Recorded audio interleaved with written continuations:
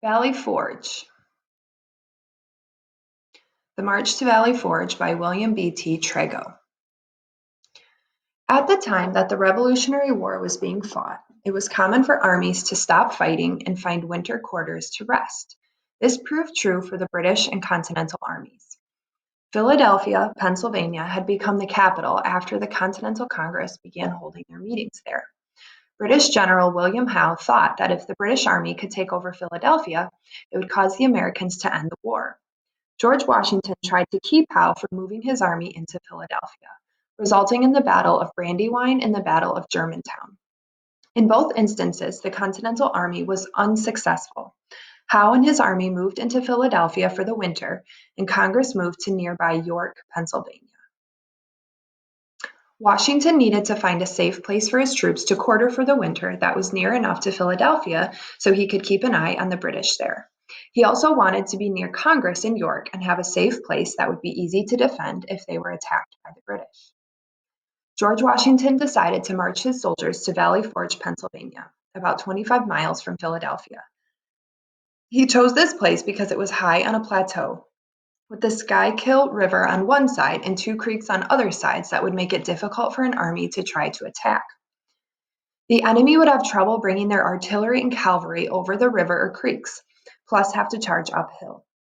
This also made it a difficult march for the Continental Army, but they persevered through ice and snowstorms.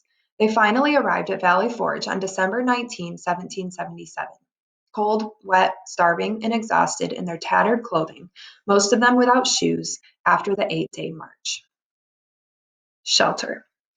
Washington's first order of business was to build shelters for the soldiers using the surrounding forest for wood.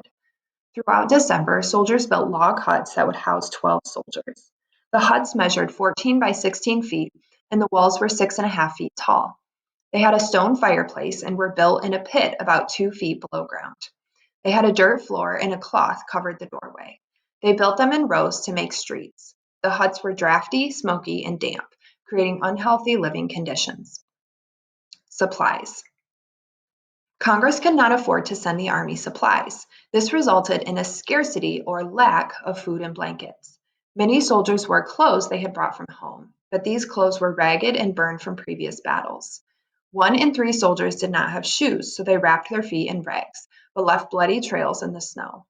Because of the cold, wet weather, the troops were rarely dry, which caused sickness and frostbite.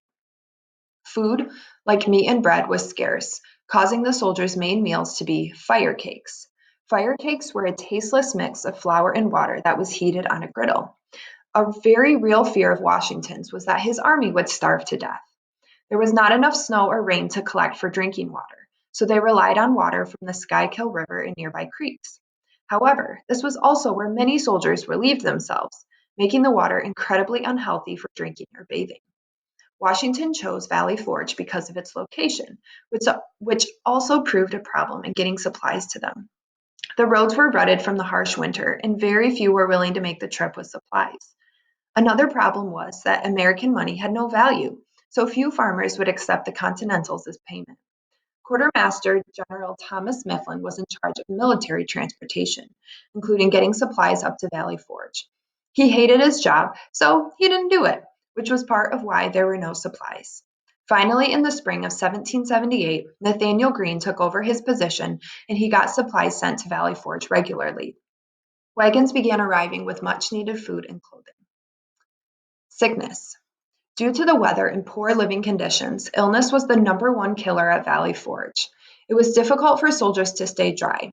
The soldiers did not value cleanliness, so many did not bathe or take care of themselves. Many horses died and their bodies would be left out to decompose or rot, causing a horrible stench. Diseases such as smallpox, pneumonia, and dysentery infected the soldiers. The crowded huts made diseases spread more quickly, and Washington ordered that 2 windows would be cut in each hut to help with air circulation. He also ordered that all soldiers who had not had smallpox to get a form of vaccination, which was still a new idea during this time.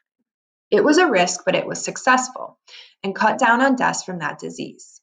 Soldiers who had been wounded in former battles died of exposure to cold temperatures. In all, out of about 12,000 troops, around 2,500